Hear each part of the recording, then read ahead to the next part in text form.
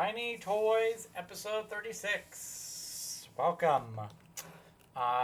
We continue our journey through the factions of the indexes. So many indexes. Yep. So tonight we're doing kind of the smaller factions. We got Fyreslayers, IDK, and KO. It's just me and Cameron tonight. Everyone else were bums and didn't want to do it, so it's just us. Cameron, what have you been up to? I've been playing a lot of games recently in 4th edition. I managed to get people to drive all the way over to me and play a crap ton of games. I've done 6 this last 4 days. Nice. 6 is good. I'm up to 3, so you got me beat. I did play some of the people twice, so. Oh, okay. I'm really liking this edition. It's doing my biggest thing that I absolutely love out of all of them is that terrain actually matter with that obscuring terrain and cover terrain. Yep. And the places of power, like they actually matter quite a lot. So what are you doing for? This is kind of a side conversation, but what are you doing for when you put on the 8 pieces of terrain? We used to have, you had cover, 2 impassable, 2 garrison, and 2, I guess, places of power there now, or 2 arcane. What are you typically doing now? So I've actually been with all of my guys I've been playing. I've actually been experimenting on this because I want to be able to make a faction pack to be able to take to a tournament because that's what we do. And what I pretty much decided is that we're going to be doing 2 obscuring that are also cover, 2 cover, 2 impassable, and then 2 places of power. So don't forget, in the rules, everything is cover. Ah, nice. Yes. Well, that makes it simple. All terrain is cover, but there are specific terrain that is not that does more than just cover. Like you said, the places of power, the obscuring.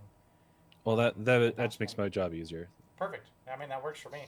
We'll have to make sure we do that for this weekend. So good stuff. Okay, I was curious because it seems like not everyone has wrapped their head around the terrain rules yet. So I'm just... And they are huge too. Oh yeah, they are very good. There is a for everyone out there that wants to know more information. Season Award did like an 8-minute video of the terrain rules, and they did it was with Fabian, and he did a very good job explaining what the terrain rules do, and like he would show you examples. So it was good. It was a good video. It was very informative. And like it's simple in practice. You just need to wrap your mind around it. Yeah, and we all will, right? As we get more games in. As far as what I'm doing, oh man, dude, let me tell you, I have taken on a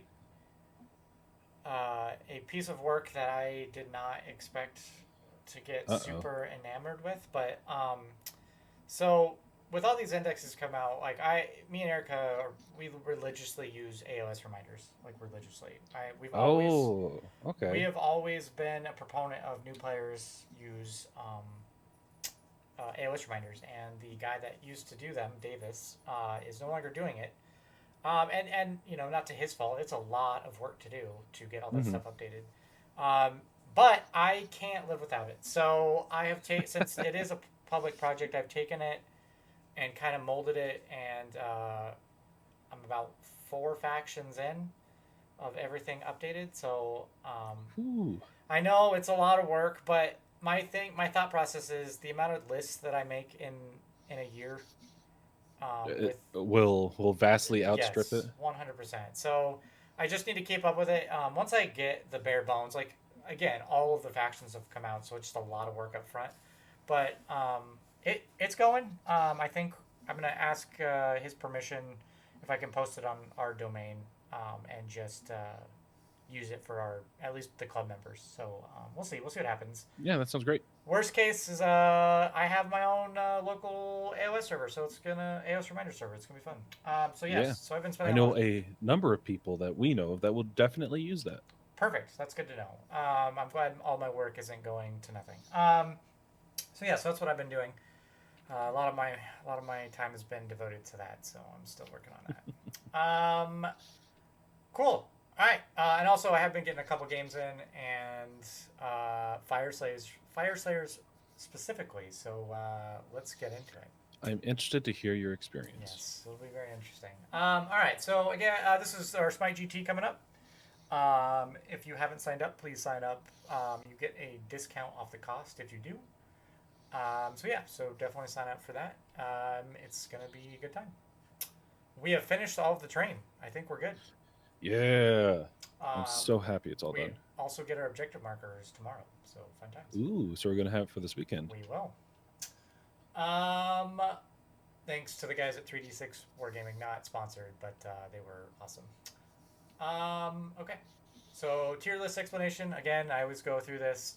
Again, this isn't an in-depth review of every war scroll and everything. This is just our take on what we like and what we don't like, and our overall thoughts. Okay, so Fyreslayers index overview. So I'll just go through this. The runes have been simplified. What's really nice about the runes now is you can use them when you need them.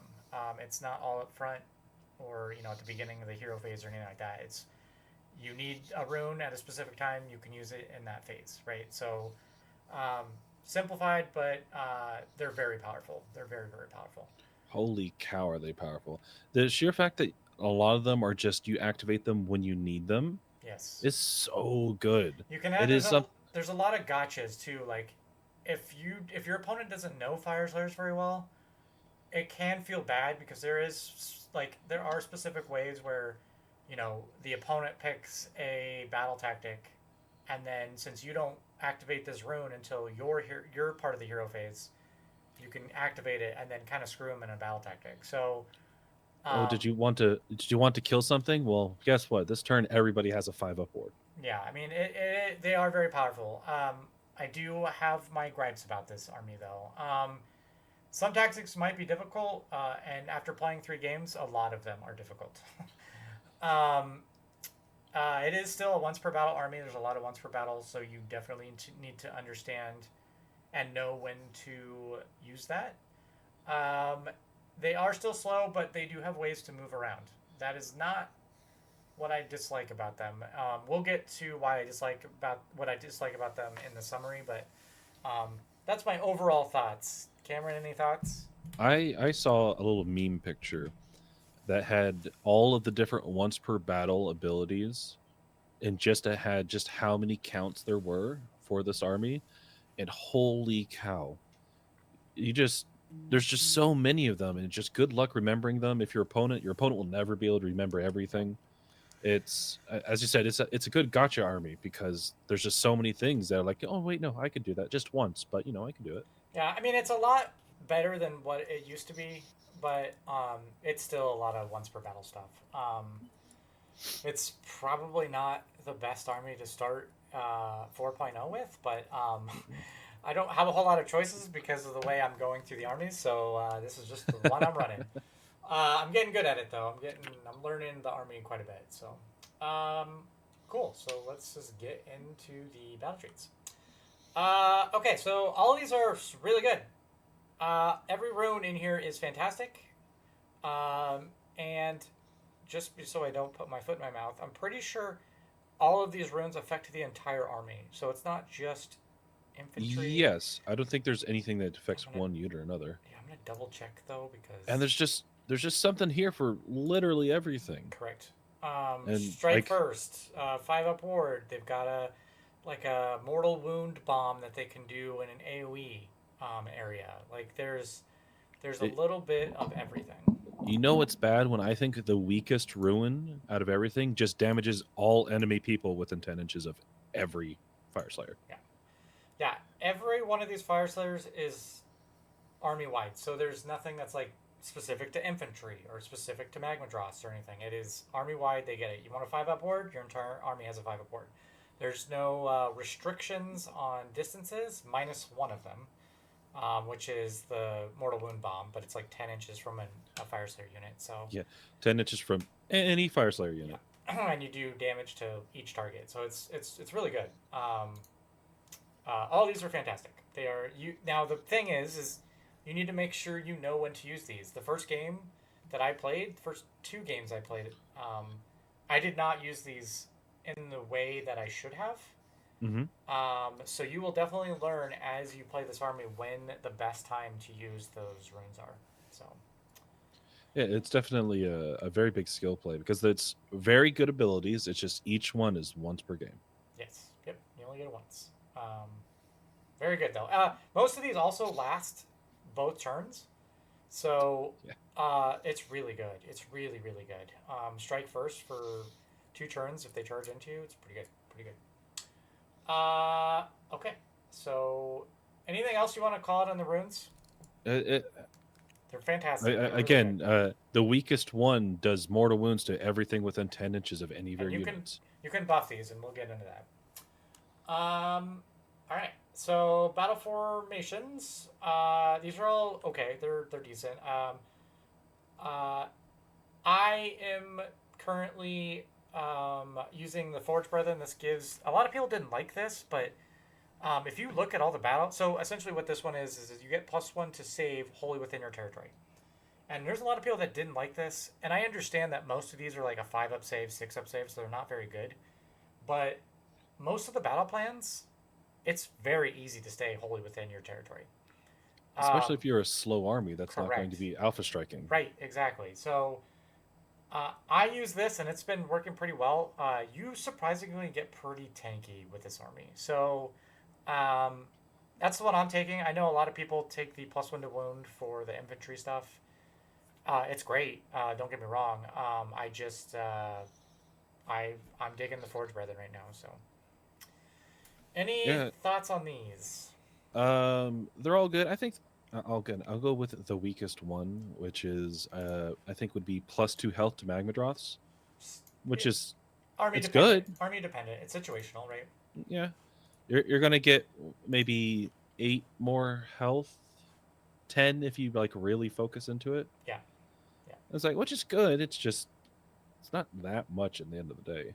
yeah. I mean, it's okay. It just depends on what type of army you're running. Hmm. I said which one? I said Lords of the Lodge was the worst one. That's the add 3 to control score. It's very situational. I don't think we've got, or I haven't seen enough games where control score has mattered too much. I know it will become a problem, but right now I'm not seeing it too much in the meta right now. It's okay. I think people will lean on that when we figure out kind of how and what the best ways to play around that are. So, Yeah, that's fair. have you seen a lot of control issues or control gotchas? I've only seen one control gotcha, and that comes with the beast keyword. Yeah, where they can only be max 1, which is crazy. Yeah, it's Pretty crazy. really easy to take out an objective with even with a full unit beast on it. But that's the only thing, and like any hero will do that. Yeah. Okay, we'll move on. Heroic traits. These are all really good. The one that I am currently using is to the +1 to chant or +1 to or a hero gets priest keyword. Their It's so prayers good. are really It's good. so good. Their unlimited prayer has saved me so many times, and it is extremely good. So that's the one I'm running. I think it's great. But you can't deny the +1 to charge, and you cannot deny the funny. If you get it, I get it. First strike and all out attack. Which there's a lot of things in the game that get first strike, Lots and of things. you know if your opponent uses all out attack, you get all out attack. Yep. Like it's good. Yep. But +1 to charge for everybody within 12 inches. Just keep on stacking all those buffs. Yep. Run across the field. Yep. Lots of charge bonuses, so that's fun. But yeah, I agree. The Ashbeard +1 to chanting or make them a priest. Beautiful. This is a priest army, the biggest priest army in the game, and Yeah, I would agree. I'd probably agree with that. Yeah. and it has the second best priest in the game. And their invocations and all that are really great. Yes. Yep. Okay. Cool. We're moving on. Artifacts. Again, all solid. None of these are bad. Which one are you doing? I'm running the Ash Cloud. It hasn't come in play yet because most of the armies I fought have not had any shooting. I think it's an incredibly useful defense bonus to make sure you can't get shot. And this is just a once per battle everybody wholly within 12 just can't get shot? Yes. It's only infantry, so Magadras will still be able to get shot, but with the terrain rules, you can kind of limit that. Yeah, that's pretty massive. Yeah, it's Like really good. It's really good. I fought Scryer with a crap ton of Giselles and all that. This Like, would just negate that. just one turn, you move forward, you negate all the damage your opponent gives you, Yep. and then you just move forward. Yeah, I agree. That's a great one. Yeah, it's a good one. The other ones are really good too. Add 3 to the attack characteristics of the melee weapons. It's a pretty good. This can benefit a lot for the Grimwrath Berserker and the Doomseeker. Yeah, because they can do quite a bit of damage. Now it is only once per battle. You got to be really careful about the Porcupine units and the Strike First and stuff like that. So you just got to use it wisely. And then the add 1 to hit roll. So this is basically Magmadroth heavy lists. it's +1 to hit for all companion weapons, which is just Magmadroths. Yes, Magmadroth. But they hit like a truck if you can get them off. But boy, let me tell you, they are swingy. They are very swingy. Any other thoughts on these? Yeah, Ash Cloud's my favorite one out of all of them. It's really good. I really like it. Too bad I haven't really been able to use it yet. Hey, all you need is for it to happen once. Yep. All right. Let's get into the prayers because these were pretty crazy. So their unlimited prayer is -1 to wound, which is extremely good. And if you get an 8-up, it's also subtract 1 from the Ren characteristics. And this isn't just combat. This is both shooting and combat. So it's extremely powerful. And you just need to pick a friendly unit. Yeah. You don't need to hit an enemy unit, Yeah, which makes it really so good. much better. Yeah, it's very, very good. The Grimnir's Fury is the fight twice, which is also very good. So this is you can give a infantry hero fight twice. Correct. You can't use it on a Magmadroth, but you can use it on like a Doomseeker. I think the Grimwrath already has fight twice, but you could give it to him via a prayer. His fight twice is only once per battle, so. Wrath of Ulcatrix. I have tried to chant this twice on my Magmadroth, and it has died both times before I could actually, for actually to be useful. Magmadroth goes down real quick, so I don't know, man. This one's... Yeah, if you're doing a Magmadroth like heavy list, yeah. I could see it. Yeah. Yeah, because especially with like you do the artifact and you do this with it, like that stuff can stack up pretty well. Yeah, I agree. It's just keeping them alive. It's keeping them alive, man. It's tough to keep that thing alive. Cool, but yeah, Prayer of Ash is just solid. It's incredibly good. That unlimited prayer for the win. Yeah, it probably needs to go to an A+ or S-. It's just so good. You're gonna cast it every turn. Yeah, and I'm actually running 3 priests, so I'm doing it 3 times. It's really good, really good. All right, moving on. Their manifestations, they're all okay. I wouldn't call them broken. I still think the Morbid Conjuration is by miles the best manifestation lore. That or Kronspine. These are all good. The Spitter's okay for some chip damage. So my thing with this is that these are all priestly invocations that you can probably get out fairly easy. Like the Infernoth, not. You have to take 2 turns for that one. How much is the Infernoth? 6. It's on a 6. You can still do that in 1 turn. Yeah. And it's just you can get them out real easy, and you can get 2 out every turn. And unlike a lot of other ones, like the Flame Spitter is good the first turn you bring it out. Yeah, I know. Yeah, it can shoot right off. It does chip damage. Didn't really do a whole lot in the game that I got it out. I wouldn't expect it to do amazing. You do chip damage. You put down the firewall, and look at that. You're doing, like, you're blocking things. Yeah. Like, I definitely see it. The Molten Inferno is hard to get out, but, like, if you get there, like, you could do some damage. I don't know how many prayer-type games you've had, but I will say the little mini-game on determining whether you bank the ritual points or you want to chant that prayer, it's pretty tough sometimes. It's tough to determine whether you want to bank those points or if you want to just chant. Oh yeah, I've been running ogres and I have a priest, and usually it's like, all right, you know what, I'm going to bank, just keep on banking until I get what I need Yeah, and but just the problem with me slam into is it. like I want that -1 to wound. So it's tough to It's bank, tough to but stomach that. yeah. But yeah, these are all decent. Nothing is bad, but nothing is broken. So Agreed. all good. All right, let's get into Warscrolls. All right, Auric Flamekeeper. Of course, this is the only one that I didn't do in order, so I apologize. Oh, woe's me. Is this the one where they have to die? All right, so you said Yeah, this is Orc. one. This guy's garbage. This guy's real bad. I'd maybe put him even lower than B plus. I don't. He's swingy. Things have to die in order for the ability to go off, and if they don't, he's just a dude that sits there. I think he's bad. I don't think he's good. I think the reason why he is bad is because As of last edition, one, last edition he was absolutely great. yeah, he was broken last edition. But you can only activate its ability in your hero phase. Well, and there's so many things you have to. Unit has to be destroyed, and then you got to roll dice and get lower than that. Like, there's too many scenarios. Oh yeah, it's bad. how many units are destroyed. Correct. Oh gosh. Oh yeah, no. It's bad, man. It's yeah, bad. you're playing a game where you get buffs for losing. And he doesn't even have any other abilities. So like, if he's not doing that, he's not doing anything. He's not a priest. He's just bad. Yeah. Maybe if he was a priest, and that's it.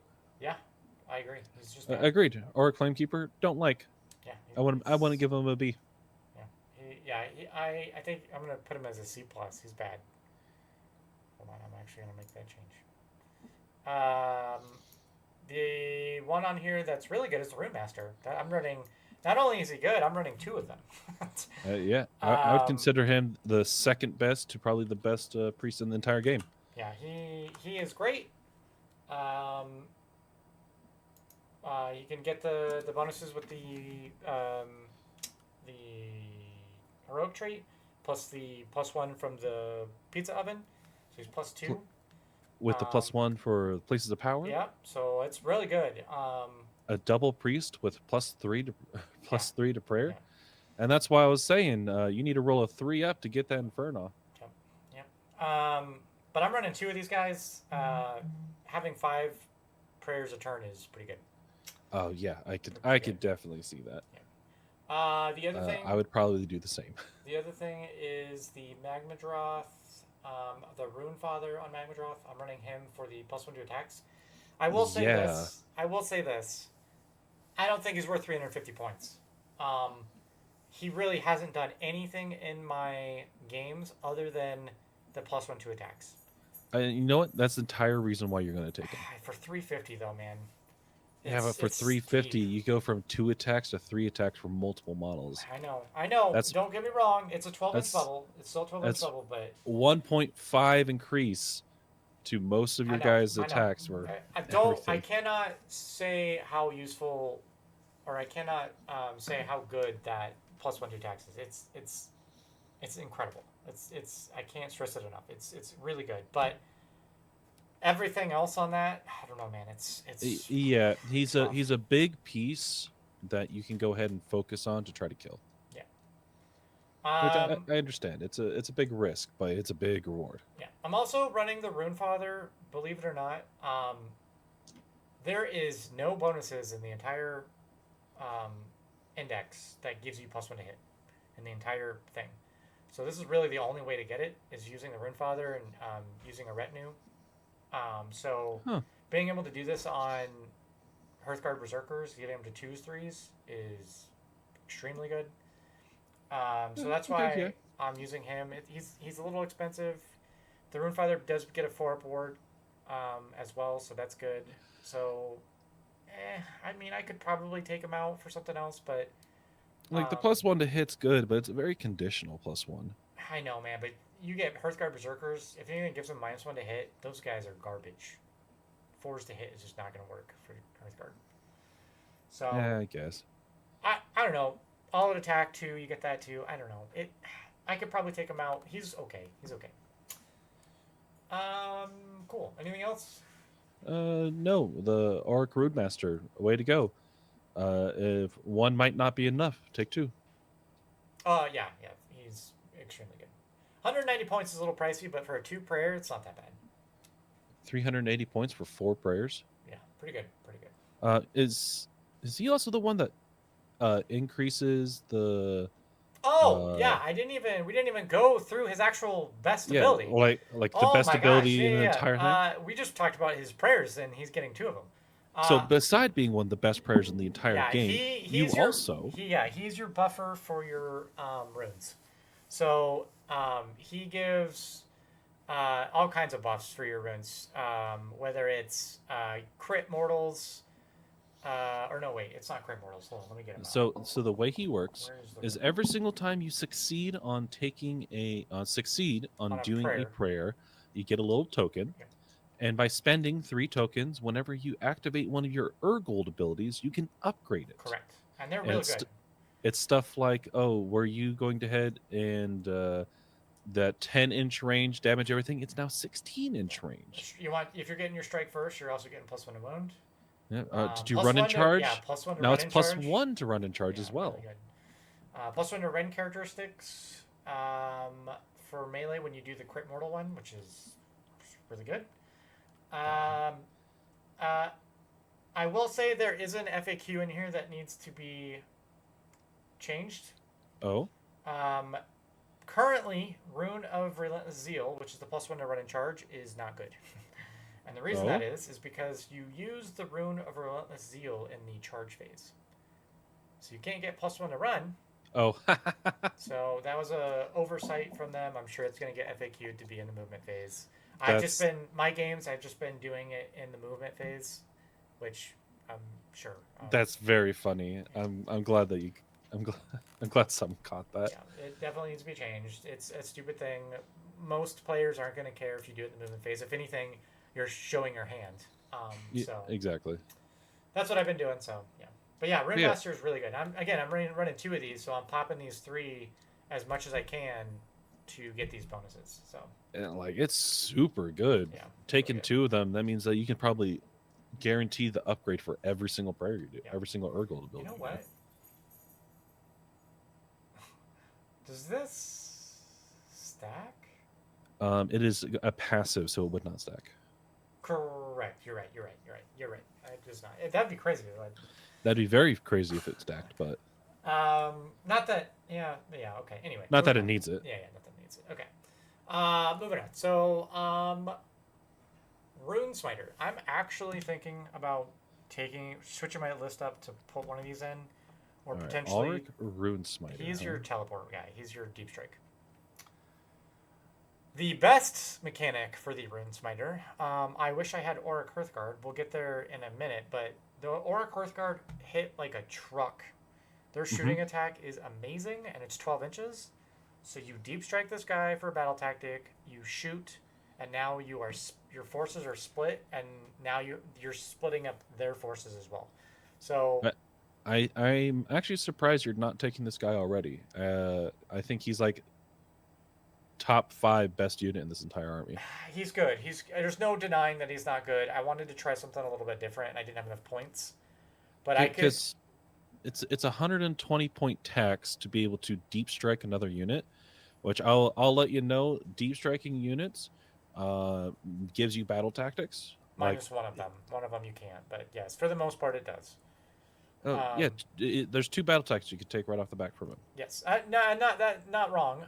I'm actually thinking about also potentially taking the Regiment of Renown too, but we'll get there. But yeah, he's 120 point tax for that. Oh, and he's also a priest.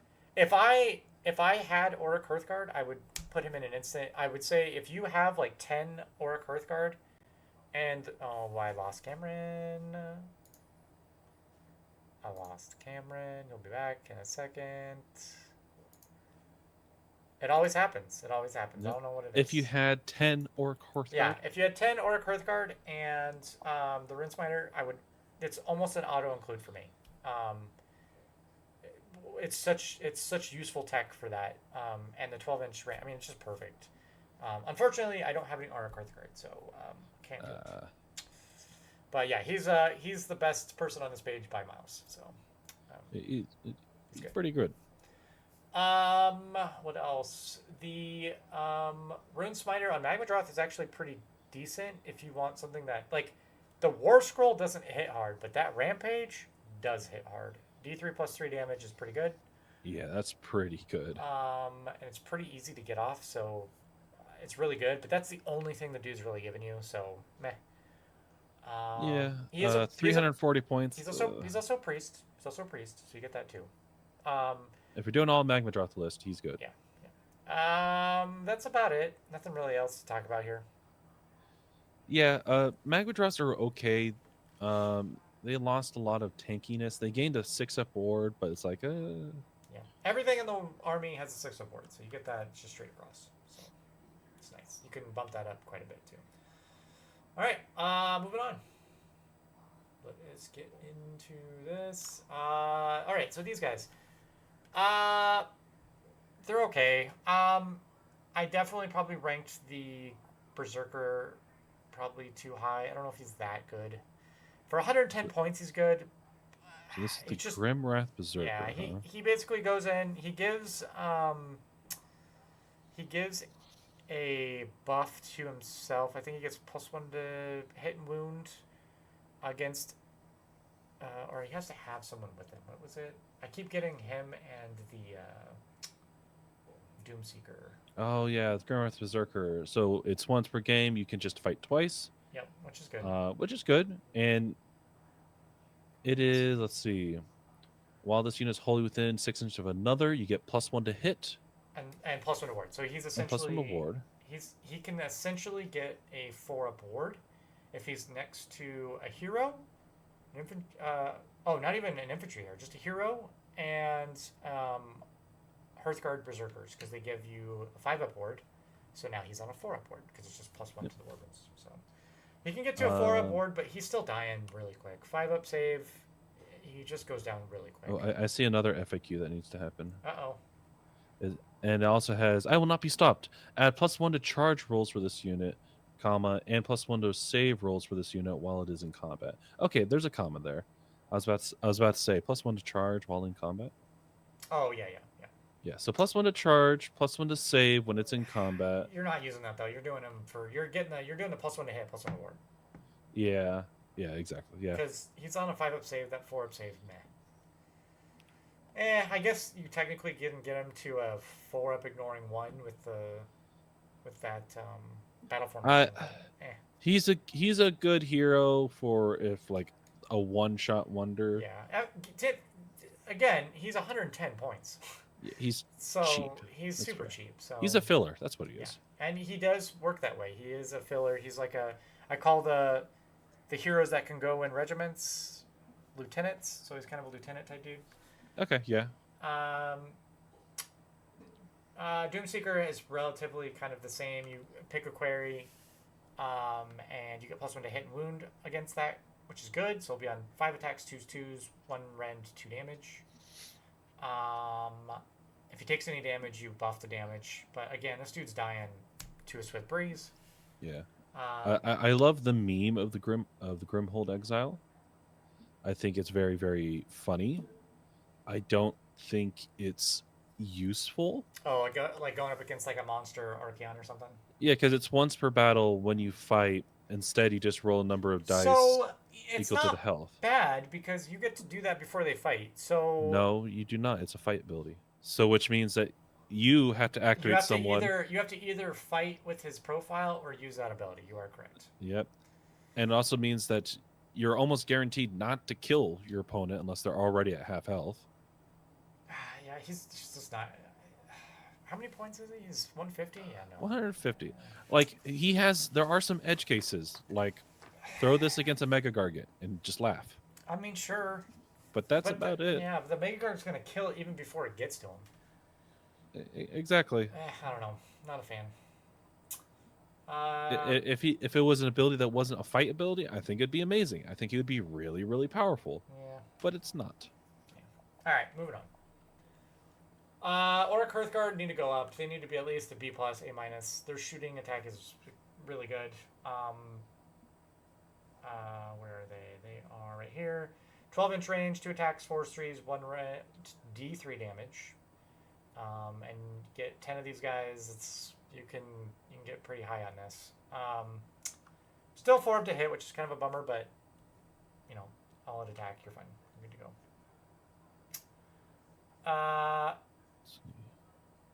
Oh, and the biggest thing is their movement's reduced as well, so that's pretty good.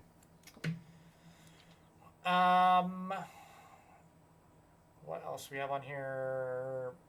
So this is one of my favorite ones. I think I accidentally both of the Volkites are great, but I love the Volkites. I love them so much. They're so ridiculous. I mean, I'm definitely more of a fan of the Hearthguard Berserkers, but they hit like a truck. But the Volkites are okay. To me, the purpose they fill isn't even damage. It's just number of wounds. Oh yeah, that's 100%. I think that's why I chose the Sling Shields, because it's 150 points for 20 wounds of these guys, and like, it's not like they don't deal damage. Like, they're not the best at damage throughout the army, but it's 20 wounds. Go ahead and that's 40 wounds. Yeah, I've got 2 units of these in 20s, so it's 40 wounds each. To put an example on it,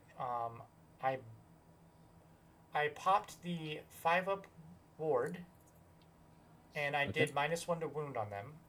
And Jed came in with 6 Vanguard on 2s, 3s, on the charge, plus damage, and fought both times, and I had 3 remaining. I call that a win. You had models remaining. Right, so if you think about it, actually, no, it wasn't even... Yeah, it was. I had 3 remaining after 2 combats. So you're meaning that they fought a fully buffed Vanguard unit? A 680 point Vanguard unit went into a 300 or 300 point little babies, and there were still 3 of them left. Yeah, that's pretty great. Yeah, they're bodies. They're bodies. So. And did you kill anyone on the way out? Like 1 Vanguard, which is... Hey, I've already considered that good worth of points. I will say Hearthguard can be pretty brutal with the +1/+2 attacks, and with the Honor Guard, these guys can be pretty scary. I can definitely see that. Yeah. They're no longer as like, oh my god, oppressive as they were before, because they are not. You can actually kill these guys, unlike before. Yeah. Oh yeah, they go down real quick. They're 6-up saves, so they go down real quick. Okay, cool. Anything else? I don't think so in here. I love the Volkites. Yep. It's just bodies. Yep. That's all it is. So these guys can be good on a strike first. The Volkites, they can be pretty good to strike first. That being said, you don't get the +1/+2 attacks unless you charge. So, Vulcan Flameseekers are meh. They could probably go down to B-. Honestly, they're just good against monsters. I don't and then the like Magmatic Forge, obviously you get it for free, so it's an S because you're just gonna always use it. But one-time heal of D3. Wow, I didn't do that in all 3 of my games. I did not use that ability. Well, yeah, you have +1 to chant and unbind. Yeah, now here's my issue with the pizza oven. Okay. Is it's hard to keep your dudes in combat range of this. Again, your prayers are so good that you want to make sure you're in range of the rest of your units. So I have struggled a bit trying to get the +1, and eventually I just get off of it, and there's nothing else I can do about it. But first 3 turns, it's good. But just for the unbind itself, +1 to chant, it's so good, even if it's only for 3 turns. Yeah. I mean, it's good. It's a free pizza oven. So one-time heal D3 to all Fyreslayers is also pretty good. Cool. We'll go into the Regiments of Renown. We're almost done with Fyreslayers. So, the only thing I put in here, oh god, Gotrek, poor Gotrek. Gotrek's so bad. He's real bad now. It's so unfortunate. Other than that, I think the two ones that are good here are the Black Talons can have some purpose here as because you get the Unbind and a Wizard, so now I you got like the Black spells. Talons. The Black Talons can be used They're in a a little lot of pricey, them. but in an army like this where you don't got when you don't have Wizards and Unbinding, it's really good. Yeah. And then Elthwins, I'm really tempted to pull my Magmadroth for Elthwins. Yeah. I know the I +1 to attacks is good, but battle tactics are more important. So well, I may you do that. just take the Rune Spider for battle tactics. I know, but I don't know what I'm gonna put with the Rune Smiter. Like, there's nothing good to go with him. Volkites. I'm not putting 20 volt. I guess I could put 20 Volkites. Just saying. Yeah, I don't know. I don't know. We'll see. Maybe I'll play around with that list. But Elthwins is good for the teleport. Granted, it's a swingy teleport, but it's still a teleport. Cool. Anything else on regiments? No. All right. I don't think Elthwood should be that high, but It's just a teleport. Okay, I'll put him in. like you're getting a teleport and that's it. It's a swinging teleport too. All right, I'll change it. You sold me. These guys. Let's just go. I'm still saying B plus though. I still think it's useful. It has and use. shooting is also very good. And reducing charge is good too. So I think they're still pretty good. Okay. Anyway. Let's go to Army of Renown's garbage. Just don't use it unless you want it like flavor and Magmadroth spam. Sure. Yeah, I will say they did allow you have more options in this now, but it's still it's for flavor. It's not competitive. Yeah, most of the armies of Renown are like that. Yeah. Right. So summary. I honestly put them in A-, so I'm below what you ranked them. Here is after some plays, I think I would actually go ahead and put them down a mark as well. Yeah. So here's my so again, lots of buffs, and we'll catch players off guard. I think the competitive ceiling is high for this, but newer players will struggle. Oh, this is not a new player army no, this at all. Is definitely not. Especially playing it for the new edition, probably not the best and smartest decision. But my biggest issue with these guys is with how our current edition is you run these guys up, and then you are stuck there. Yeah. And you can't do anything. And that's the biggest problem I see is like, sure, they're not getting through you, and you're not doing a whole lot of damage to them potentially either, but you're stuck there. And you're really slow, so you don't have a whole lot of options to get battle tactics, and you're literally just stuck there for 3 rounds. And yeah, because the only ones that do massive amount of damage is a Magmadroth that will die fairly quickly, on, like, and Hearthguard. Some runes, right? Like, even Hearthguard just by themselves aren't taking out a full unit. Like, they're just not. They don't do enough damage. You do have the one round where everyone has mortals to wound. Correct.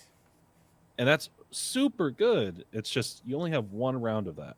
Yeah, I mean, Hearthguard get them the crit mortals anyway, but they're like, I don't know. I just after playing some games with these guys, they have their downsides for sure. And when you look at the book, like out of the gate, they look really good. But I think they're stuck in combat too much. They are super. Originally, why I put them as an S is because they are super good for high end play, where a lot of people have a lot of options and they can plan for that. Yep. And like they have an option for everything. They can damage you pretty much in every phase. Every turn. They have something for literally everything. Yeah. It's just if you don't plan around that, if you don't plan correctly, they will suffer. Yeah, agreed. All right, so what would you mark them? I'd probably still just not an A-. I'd put them as an A, just not an S.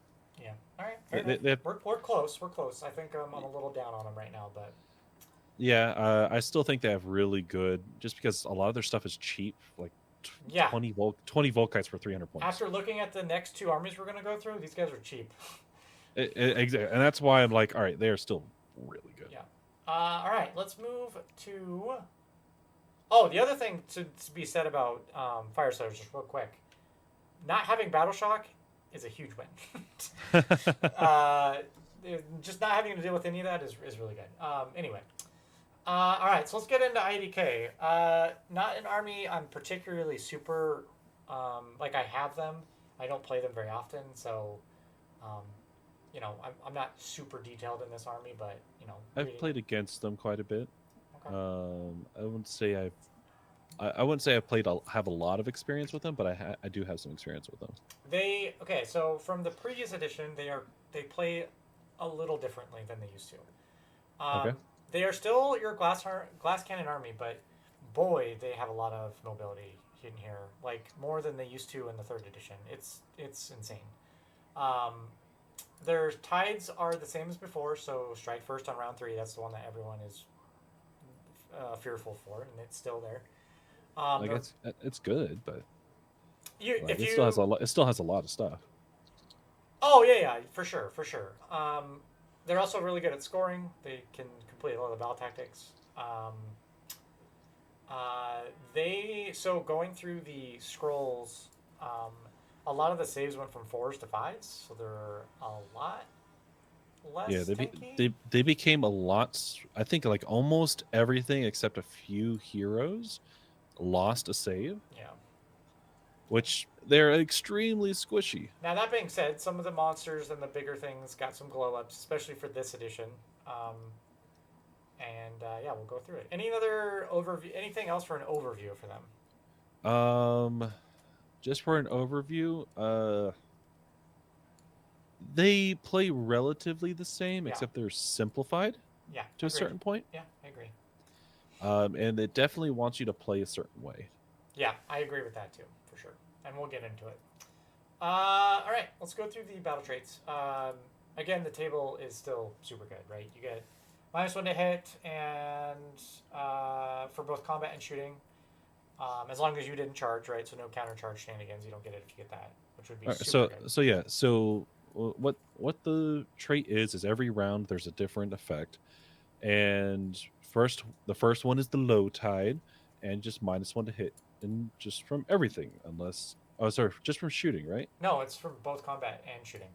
For this battle, subtract 1 for hit rolls for shooting attacks. As long as they didn't charge, as long as the IDK unit didn't charge. So if you counter charge, you don't get the -1 to hit. That'd be super good. So this is pretty much your anti-alpha strike, because this also works with cover, because it's not the same thing. Correct. So this is another thing is this army really, really loves to turtle up and then literally, and then spread out very suddenly. Yes. But number 2, once you've tanked a turn, you go ahead and everybody has run, shoot, and charge. And then 3rd turn, you go ahead and until that's your combat phase. That's your charging everything and strike first. Everything has strike first. And then last turn is everybody has retreat, shoot, and charge. Now, I do think the round 3 is a lot worse than it used to be, because there's a lot of things that get strike first now. So yes. So it's still very good. It's still very good. Their table, and it's just free, right? You just get all the stuff for free. So yeah. And then basically the other 2 abilities are essentially just deep strike, right? Yeah. They lost their ability where you have to target the closest person, didn't they? They did. There is I think there's a dude that limits the shooting for something. I forgot what it is. We'll have to get to it when we get there. All right, but it used to be that you had to. It was just a trait where you had to shoot the closest guy. Yeah. Which you could play around that, and it made things really difficult for enemy shooting attacks, because you could just play off of that and force your opponent to choose the targets you want them to choose. Yeah. But now no more. Yeah. So cool. Moving on to battle formations. These are all really good. It just depends on what you want. You get the +1 to casting for Ishrin, +1 to hit for companion weapons. So like for Achillean, so your turtles, your sharks, your eels. Yeah, really there's good. There's so much stuff in here, and how they make it is that you get to choose how you want to play the game. Do you want to go ahead and play a mostly Thrall and Reave army? Well, guess what? Namarti Core is for you. Do you have a crap ton of infantry casters and infantry heroes? A Chiron Council. Yeah. A Killian Beastmaster is, I think, the one where everybody's going to be taking, because it's +1 to hit for all companion weapons that are a Killian. It's pretty much a Killian is all the ones that have companion weapons in the first place. I don't know. I could see myself taking Fade Like Mist too. The good thing about Fade Like Mist is you can be in combat with this. So Pick a friendly infantry or cavalry, hold it within 3 inches of a terrain. And then you can just put them up, and you can do that every turn at the end of your turn. So end of your. It's only end of your turn, but being able to do this in combat is really nice. Oh, this is pretty much the same thing as the Sylvaneth ability, where you could just you go into combat, end of turn. If you're next to a terrain, you just go away. Yep, you're gone, and you just go to the other side. I like it. I really do. I think. Okay, so yeah. that's Agreed. so that's 2 deep strikes. So let's see how many deep strikes we can get, because we're not done yet. Oh gosh. Yeah. So let's go to heroic traits. Nightmare Legacy is garbage. It's way too swingy. It's D6 control points. It's garbage. Oh yeah. You know what the best way to get rid of control points are? Killing your opponent. Yeah. A good defense is a good offense. Hunter of Souls, I don't think it's going to be used a lot, but it can be good. The only reason I don't like this is because this edition incentivizes less heroes, so it's just something to be notable. All right, so it incentivizes less heroes, but at the same time, it makes you really, really like having lots of heroes. The problem is that this is a heroic trait, and which means that you only take it on like melee guys that charge in. I'm gonna be honest. I'm still taking this with the aspect of the storm, because I think that dude is awesome and he hits like a truck. I don't know what you're talking about. You should take Ancient Pride. I think Ancient Pride is going to be the go-to every single time. The only issue I have with Ancient Pride is most things are on 4s. Only monsters are on 4s.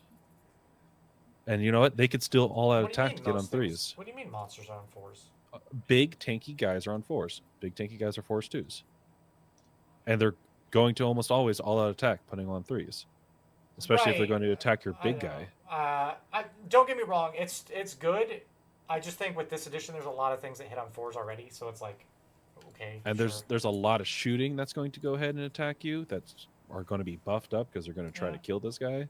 I don't think it's as good as you think it is. I think it's as good as I think it's good. I just don't think it's that good. I think you're going to get more use out of that than +1 against heroes. Yeah, sure. I mean, just depending on how you play, yeah, sure. We can agree to disagree. They're both. That being said, they're both good. They're both good in their own right. Yeah, they both have their uses. Yeah. I might be the only one that thinks that too, so who knows? Tell me in the comments if I'm wrong. All right, and then the artifacts. I said the armor was my favorite. Oh my god, yes. Other than companion weapons, weapon abilities for attacks that target this unit have no effect. It's so good.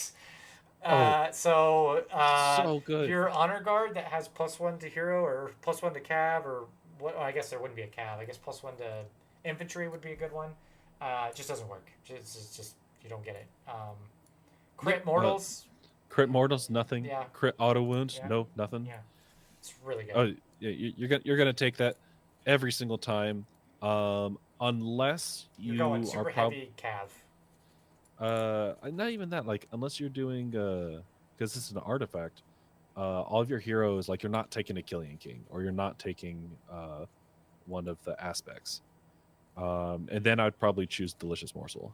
Yeah, I think the heal D. The only problem with the heal D3 is they have to be within combat range, and it could be difficult with this army depending on.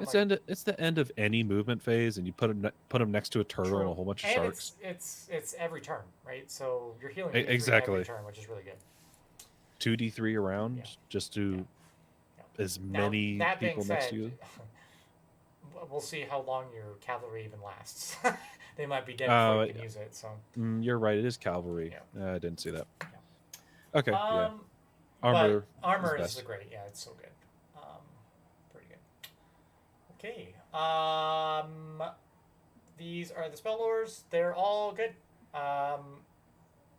If you want another unlimited deep strike, Well, what, your entire army can deep strike yeah, as long as you have spells?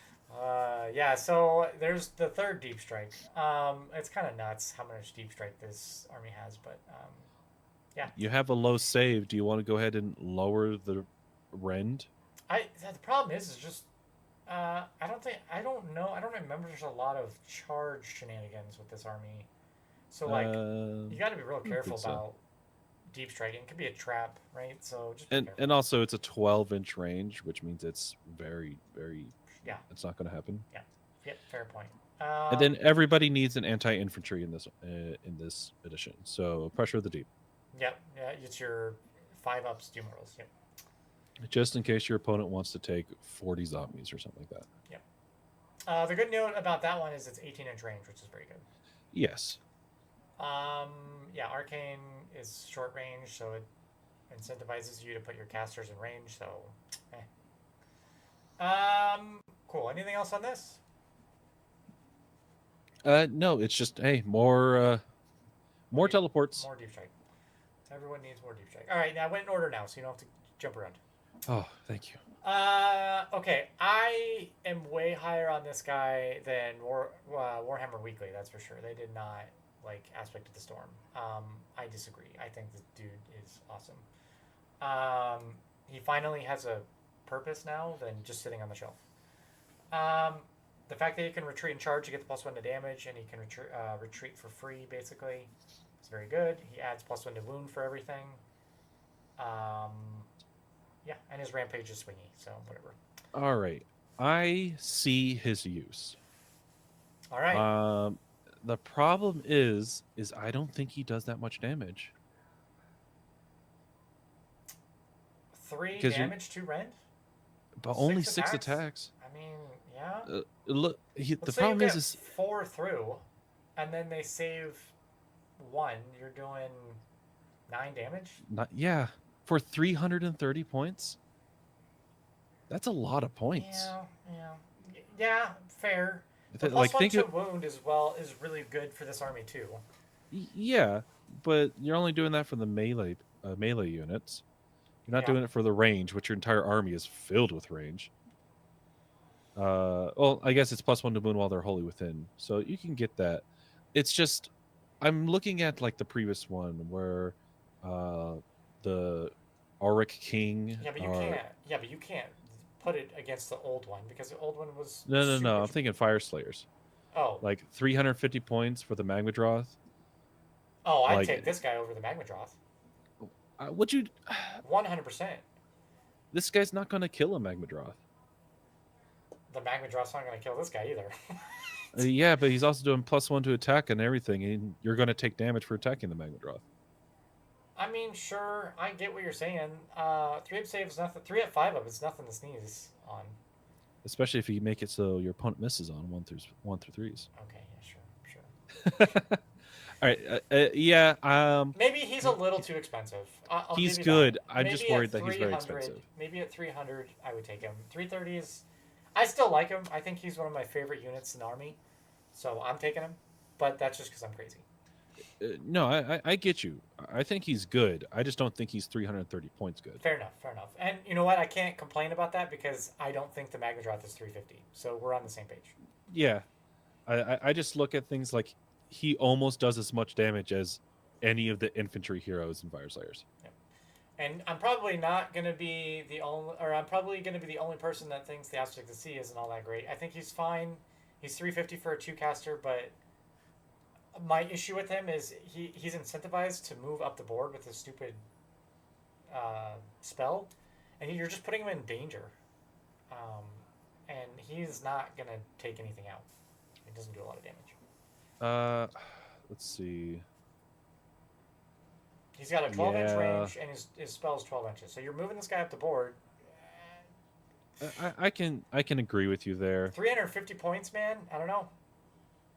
Seems really expensive. 2-caster's good though. I mean, don't get me wrong. It's so what are you getting for 2-casters? You're getting teleports and whatever manifestations you're getting. Yeah, fair. And that, And he's getting +2 to cast. He's not an Ishran though, so he can't use the battle formation. So yeah, so he's +1 to cast. +1. I don't know, man. Yeah, I agree with you. If you're going to be going for spell casting, just take 2 spellcasters. It's going to be cheaper. Yeah. And all the stuff, like, he wants to get forward, and he doesn't do that much damage. I think he's a trap. I think he's a trap pick. Like, his anti-command ability is super good. However, you activate during the charge phase to someone who's already in combat with you. Yeah.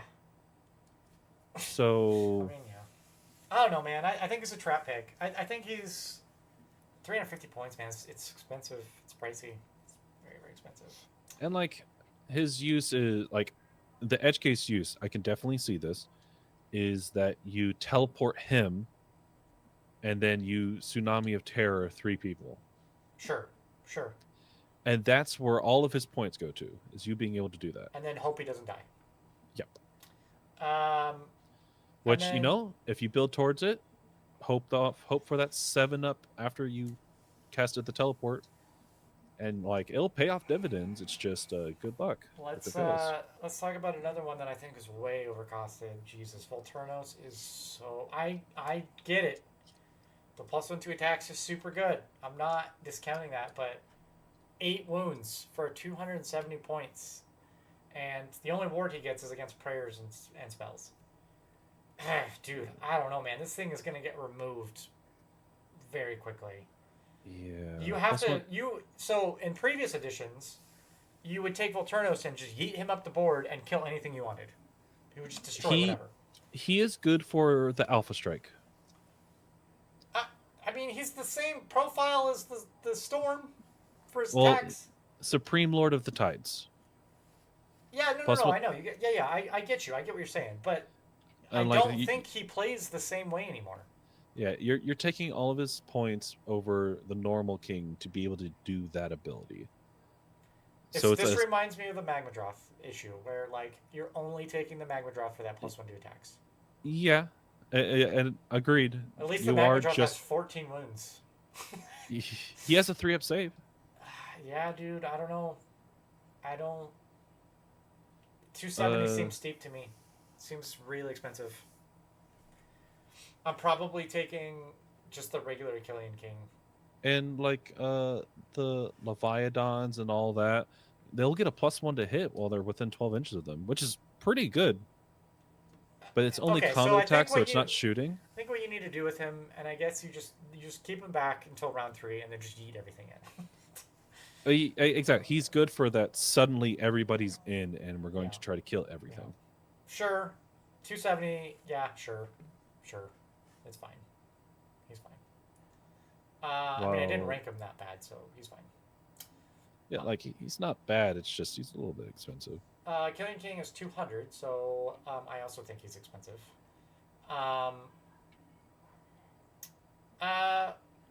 He's okay. He's fine. He doesn't have that high of damage. He doesn't have a ward at all, so 7 wounds on a 3-up. He does have actually a decent amount of damage. Everything's 2 damage. He doesn't have good rend, though, is the problem. 3s, 4s, man. I don't know. 3s, 4s, 4s, 3s. Yeah.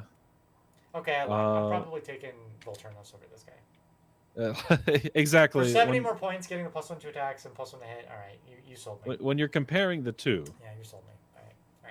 All right, you sold me. We have the Wizard Caster. He's the one with the shooting. Yeah. So he is the one where IDK units can't be targeted by shooting attacks. Unless they're within 12 They just inches. cannot be targeted. Unless they're within 12 inches of them. Okay. But it's on a 3-up, so it's swingy. So it's on a 3-up on your turn. Yes. How long does this last? Until the start of your next turn. So you have to go first in order to do this, and if you're going first, you're probably moving forward with a turtle, so or you're going to be breaking the turtle formation. I mean, he's charge. He's your wizard. He's your little cheap 1-cast wizard. Yeah, you're. He's a wizard. That's what I have to say.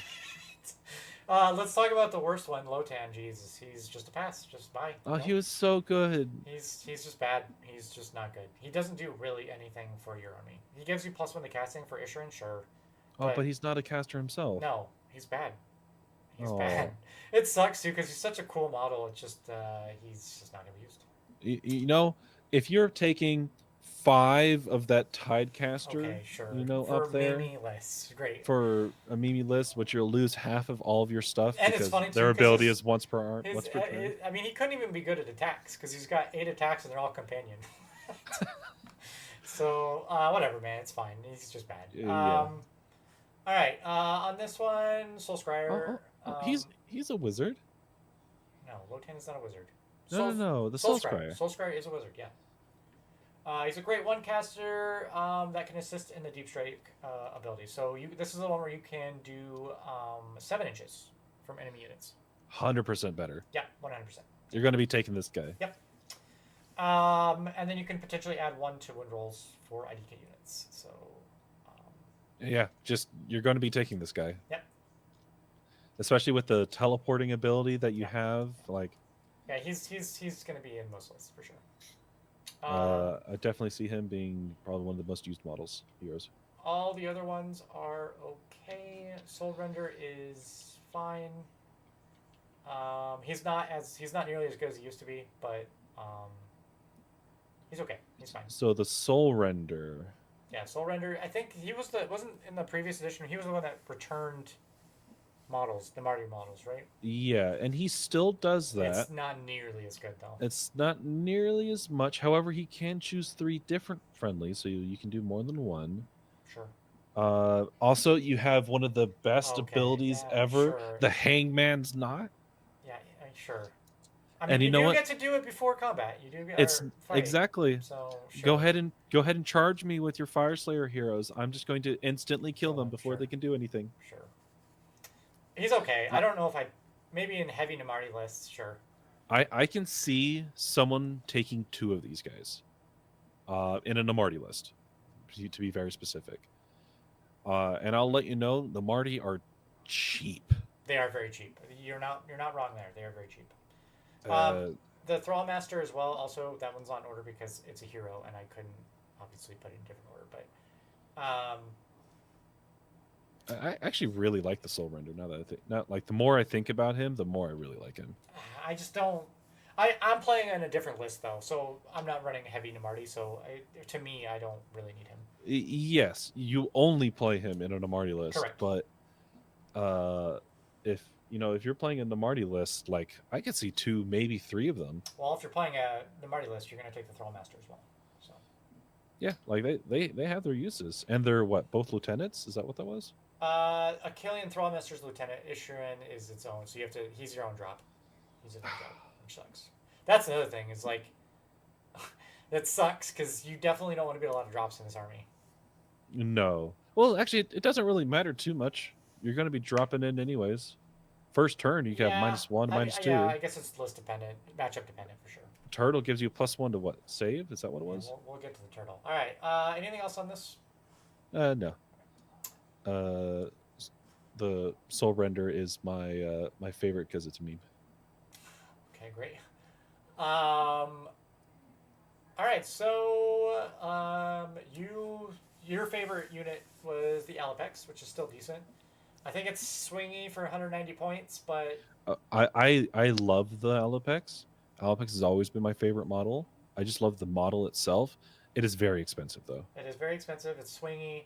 What I do like about it is you have some versatility with it as far as whether you go into Cav or Monster. And I will say, Stonks up on anti-Cav right now. Because everyone's going to be using Cav. Yeah, what you're going to do is you're just going to take the Ensnared ability. And you take like two, maybe 3 of these guys. And you just shoot at the enemy cavalry or monster. And they're just never going to get into you. Keep in mind, too, you can no longer reinforce these, right? So you go and take 1 at a time. I wasn't going to reinforce them anyways. I know. I want to activate their ability as many times as possible. No, I know. I'm just saying, just for people that don't know, you can't reinforce anything that's a single model. What else on here? Mortar Guard. I think these guys are great reinforced. Um, I think they can hit like a truck, and reinforced. I think they can do some damage. So Oh yeah, definitely. I think eels are in right now. I definitely think eels are in. The only problem they have is that it's not that many models, and Correct. And they're so expensive. 170 for 3 is pretty pricey. yeah, so it's 340 points for 6. However, that's 24 wounds, which isn't bad. It's a 4-up say, which isn't bad, so they're kind of squishy. Yeah. The Uh, guard can get a 5 aboard if they charged, which is garbage, but whatever. It's fine. yeah. But the big thing about them is their 14-inch move. Oh yeah, they're scooting. Holy cow! Yeah, they're scooting. You will be able to They're choose where they fight. probably one of the quickest units in the game. There's a couple. I mean, obviously, we're not going to talk about the Huracan stuff, but What, you don't like 90 plus inches so in a single stupid. turn? It's so dumb. We're not going there. All right. So, what are your thoughts? So, we already talked about Reavers. They're super cheap. Um, they're short range, but they have shorter range, so you're a little bit at at Are risk. they 12 inches now? Yeah, 12 inches. Yeah, so they do have run and shoot, but you're moving once you're in 12-inch range, man. You're in deadly territory, and they will die. They're both thralls and reavers just will die to anything. I think they're actually really good. The reason being is they are cheap. I mean, yeah, Like, 260 for 20 of them. yeah, which is 41 shots with crit auto You wounds. put, I think you can get the +1 to wound for someone. Yeah, there's so many different ways to buff these guys. And so it's 260 wounds for you just run with them forward, you shoot, or you just drop them from the sky, and then you shoot. Yeah. And the best thing is your opponent goes ahead and gets close to you.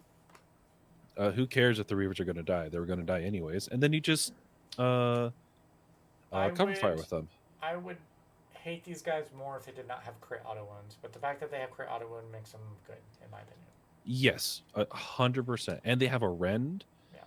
Like, they are really cheap. Yeah. And people are going to be taking them probably in mass. I don't. I'm not running. Well, I'm not running on a Marty list, but that's just me. Let's talk about the turtle. All right, turtle. It is really expensive. It's 500 points. Yeah. It now, is very it's expensive. 16 wounds on a 3 up 5 up, so it's pretty tough to kill. Yeah, it also it's gives a 5 super up tanky. wholly within 6 inches, which is kind of crazy. It's a short range, which I don't like all that much, but it's a big base and a 10-inch. It is. You're not wrong. I don't know. I don't know, man. I don't know. It's super tanky. I would never have more than one. However, like having one of these just to give a 5-up war to your entire army first turn, just to give it your entire army a ward, a 5-up ward first turn. You probably take about half your army. 7 attacks on crit mortal, and 3 damage on crit mortals. Pretty spicy. And a range attack that does 3 damage anti-monster. And it's 4 attacks, so it's not just like your 1 attack, 3 damage. And it's a 3s, 2s to hit. Yeah. I mean, yeah, he's pretty good. It's pretty like good. He is a mobile gun platform that will damage everything and boost your army and is hard to kill. Yeah.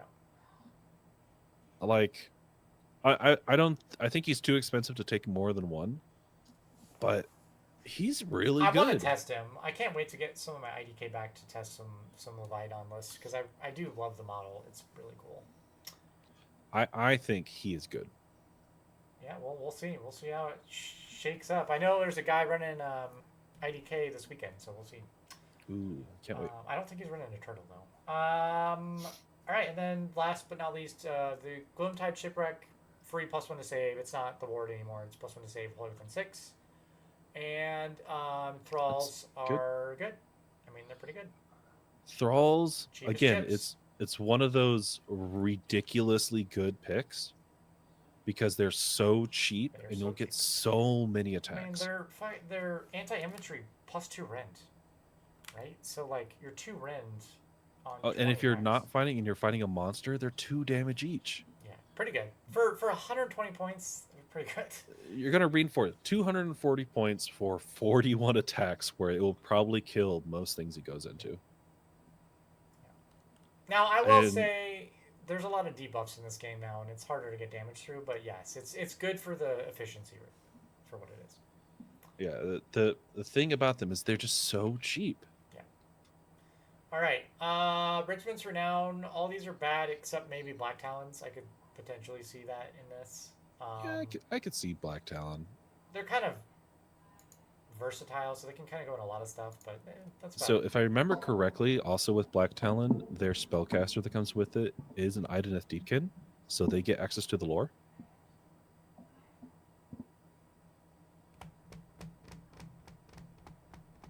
Really.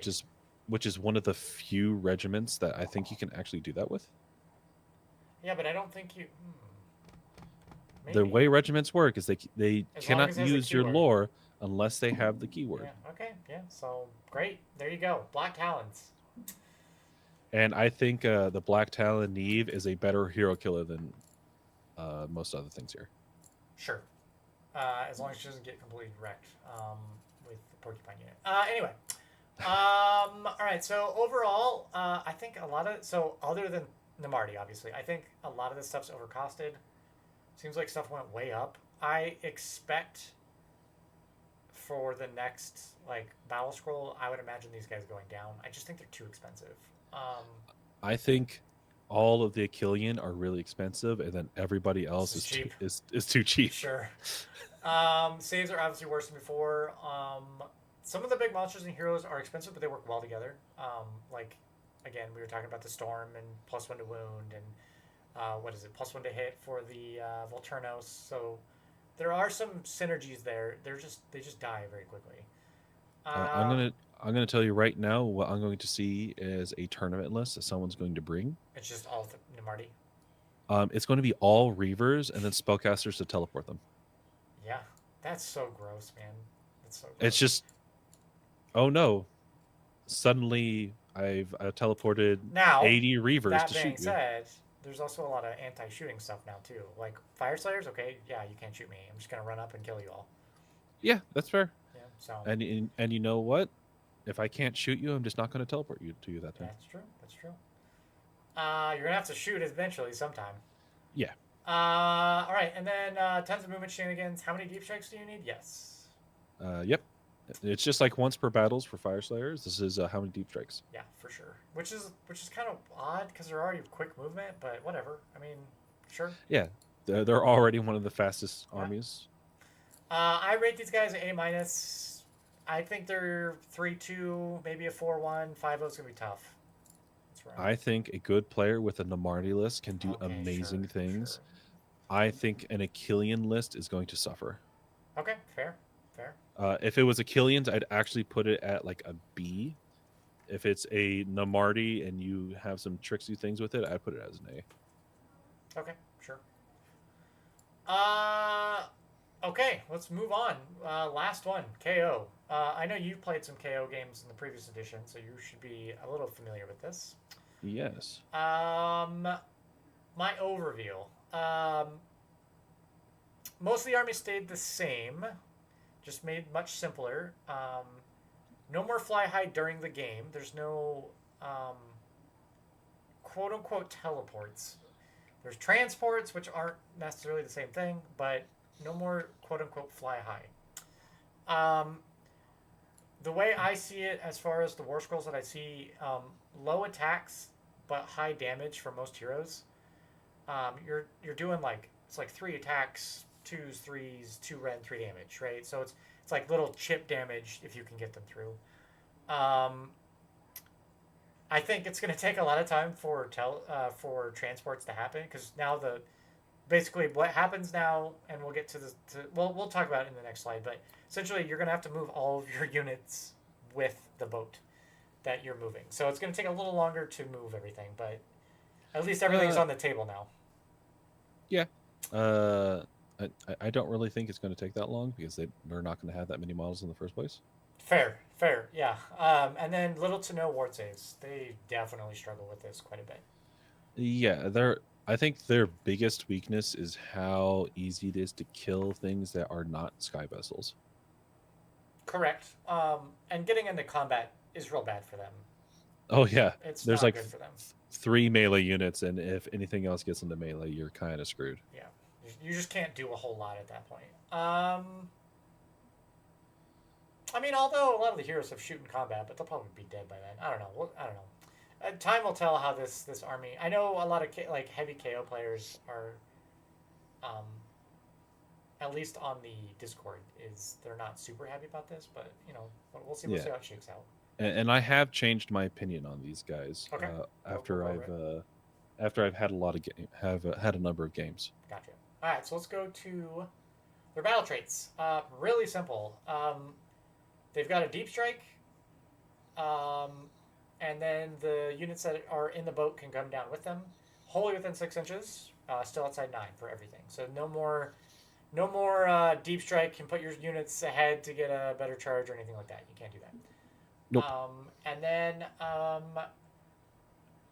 it might not matter. Maybe I put more into this than because their base is pretty big, but anytime you transport units, you have to make sure you play a mini game to make sure all your models are wholly within 6 inches of the bow. It probably is not that big of a deal. Oh, it's super easy. Okay, all right. So maybe okay. Yeah, they're all just I believe they're all just 32 mils. Okay, you just got to make sure that you're aware that everything is wholly within 6 inches of your transports. Yeah, and now I will say, out of everything here, I agree. All right, the fly high. Yeah, it doesn't really matter too much. You'll get a tactic first turn, but you're already very fast. Correct. Descend from the cloud is just the fly high. The sky vessel cover, -1 to attack for all your infantry. Super good. It's like the only thing that's really defensive, and you are going to need it, or else you will die very quickly. Correct. But the transport Skyfarers, I think this makes the entire army right there. I think without that ability, this army might be unplayable. But with that ability, I think they are really good. What makes this? I don't think it's broken. I don't think it's a broken ability. But I don't think it's broken. I think it's really good. What makes it really good? The fact that you can redeploy with it.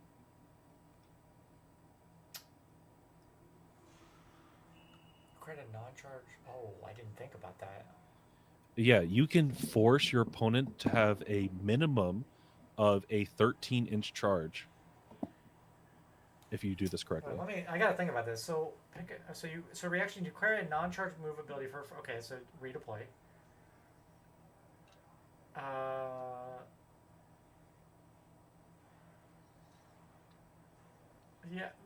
Yeah, but you're still.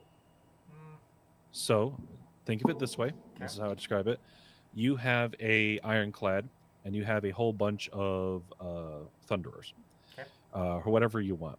You put your thunderers 6 inches away as a bubble, and you have 2 units of it. It doesn't really matter. You just make a bubble around your ironclad of these tanky guys, because they're all 3-up saves now. Correct. And it's -1 to hit on shooting.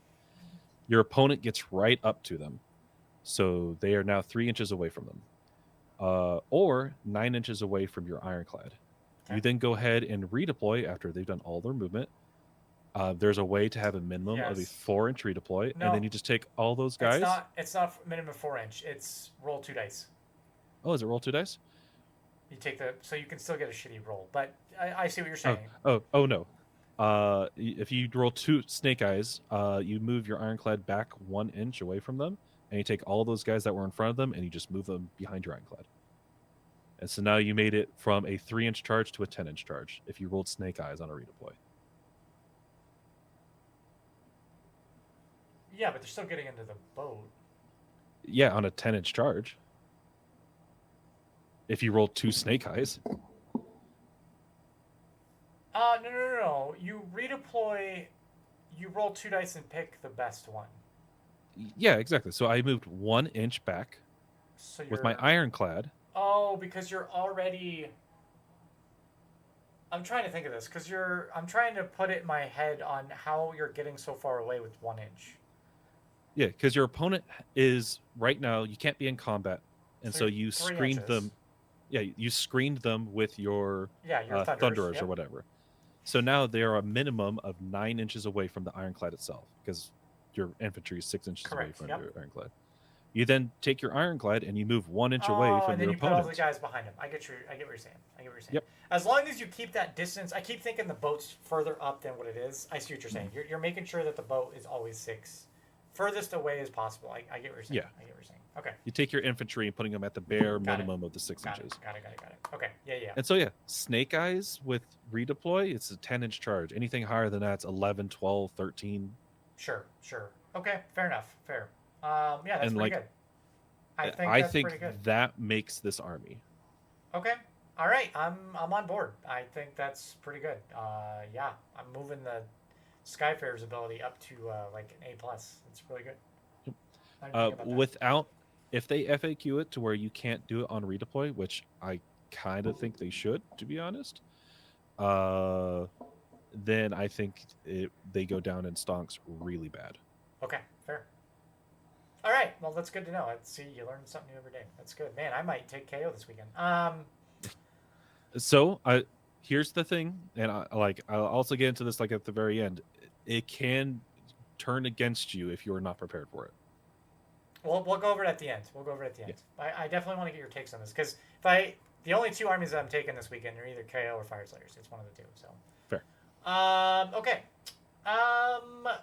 For battle formations, all decent. I think the guild was my favorite, which is the.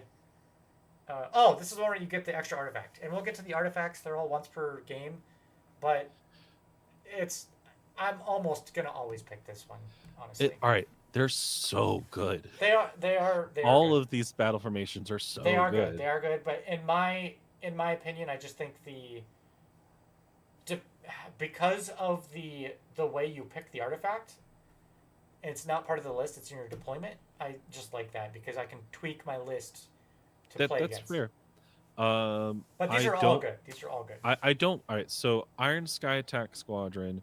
Ignore the first damage of every fine. sky vessel. Meh. It's fine. It's okay. It's okay. It's okay. The Grun Corps Wing, I actually don't like. Okay, fair. I don't think it's that great. I think it's once per battle. It's once per battle. That's the biggest problem with it. Yeah. And like, is that really going to change anything? You can already move your guys so far anyway. I mean, the +2 is always good. It's always good. It's always going to be good. Oh yeah, and the fastest vessel, what is it? The Aether Runners. I think that's just great. Yeah, it's good. It's for me. I'm either going to choose the artifact or the +2 inches to the movement. Yep, me too. I'm on the same wavelength there. Heroic traits. These are all good. Mine was obviously the redeploy for 2 dice. Especially now that we just talked about that. Yeah. I do think the Endrin Maestro is very good. Yeah. But if you're going to be running off of that redeploy shenanigans, yeah, the Cunning Master is pretty good. Yeah. Grudge Bear's okay. It's fine. It is fine. It's just attacks here, just swingy, so it's my only problem. Agreed. All right, artifacts. All right, so let's go over these artifacts because obviously the trait that I was gonna pick, or my formation is gonna pick basically 2 of these, right? So the one that you're always gonna take, you're always gonna take it no matter what, is the burst grenade. That's gonna be your default. Turning off wards. No, it's not all you're always going to take. Yeah, because the other 2 I'm gonna pick depending on what army I'm playing. What if you fight an army that doesn't have wards? Okay, everything has wards. That's not true. They don't have wards. They're like one of the few cases that don't have wards, and you can get wards on them. But I'm still taking the ward one. I think it's so good. It's so good. They're also one of the people that don't have monsters. True. Or wizards. They're also one of the people that don't have spells. Yeah. So all that these is are true. useless against KO. Yeah, that is very true. If you're in a mirror match, you're just fucked anyway. So I think your auto pick is just the burst grenade, and then depending on the army that you're playing, you pick the other. Now, if you aren't going the two artifacts, I could. I just think you're taking a gamble at what you're playing against. Yeah. That's why I really like that formation because So you can. So it says that you can go ahead and take something in your deployment. it's not on your list. The designer note Ah. literally says this artifact of power is given to the unit during deployment phase, not during army composition. Okay. So you choose one to always be there, and then. Yep, and then you pick one depending on what army you're playing, and I think they're both good. So. Yeah. If I was choosing that formation, I think I would probably always choose the ward one. Yeah. Or the void stone, to be honest. Void stone's really good. I mean, with the manifestations all over the place, yeah, it's good too. Exactly. Just once Purple per game. Sun, no. I don't want to deal with it. Yeah, agreed. All right. Yeah. I actually think the void stone might be like my go-to. I mean, for a lot of people, it will be, but I just like being able to turn off a ward and kill something, and then using that as my second one. I mean, I'm pretty much always going to take that formation. So fair. You don't want to deal with wards. Yeah. Wards are bad. Wards are bad. All right, let's go into oh my god. All right, so I am probably not going to be as high in some people for KO that are like super KO lovers here. I'm just taking it. I'm taking it at face value, having not played KO a whole lot, right? So, first off, Brock Grunson, 290 points for this guy for a 3-up save, 8 wounds. I can't, man. I can't do it. All right, I will tell you exactly why you're taking this. Don't get me wrong. His abilities are fantastic, but Jesus Christ, he's expensive. And he is expensive for a reason. His abilities are super good. Okay. It's once because what happens Run in the charge, combo is the combo that you're doing is that whenever you play KO, you're either going to play probably ironclad bubble with thunderers, or you're going to be playing melee KO. Like 2 frigates. Yeah, like two frigates. And a bunch of melee dudes. Yeah, Sky Warden, and then you're going to take Brock. Yeah, which is the +1 to attacks. It's super good. Super good. +1 to attack, and you can run in charge with them. Yeah. Which means that you can run in charge with your Sky Wardens, which are already 12 inches, so now you're 13 to 18 inches. Now. And then you can go ahead and hit with the frigate, and then you can just assault boat. I was gonna say you can't transport them because they can't charge, but with assault boat you disregard that. Yeah. Okay. And so now everybody has +1 to the attack characteristics. Yeah, dude. Don't get me wrong. He's really good, but man, he's expensive for 8 wounds. 100%. What other unit is 8 wounds? That's 290 points with no ward. Oof. Yeah, no ward. He is really expensive. Don't get me wrong. He's really good, but oof, man, he's expensive. And this is a theme of KO. KO is not a lot of wounds anywhere in the army except for ships. Well, in a damage pool is what you're saying. Yeah, they just don't have a lot of wounds. Yeah. But they all do really high amounts of damage, and so the Brock Grunston is there to try to kill everybody before they attack. Command the fleet for run in charge for your assault boat is really good. I don't get me wrong, I see the use for him, but Jesus, that's a hard pill to swallow. 290 is a lot of points. I agree. It's there, but you'll see people take him for that +1 to attack. Yep. I think Engine Master and Dirigible Suit's good. You can take him as a lieutenant, so he doesn't count for a drop, and he's got some heals. The only problem he has is that he's really expensive. He is really expensive. For 220 for 8 wins. He's really expensive to try to heal your sky vessels, which they do heal a lot though. Exactly. You don't need to if you're going to take engine riggers, I don't think you need That's him, fair. per That's se. fair. Okay, that's a good point. I'm with you on that. I get that. Admiral's really good. The all-out attack commands with no command point spent is really good. It's really good. Yeah. A lot of people, I believe, are going to be taking them because he is one that all-out attack command, as well as he allows everything for regiments. If I remember correctly. Oh, okay. Okay, fair. Gotcha. He allows a guild officer and any Kharadron. Oh, okay, so that's good.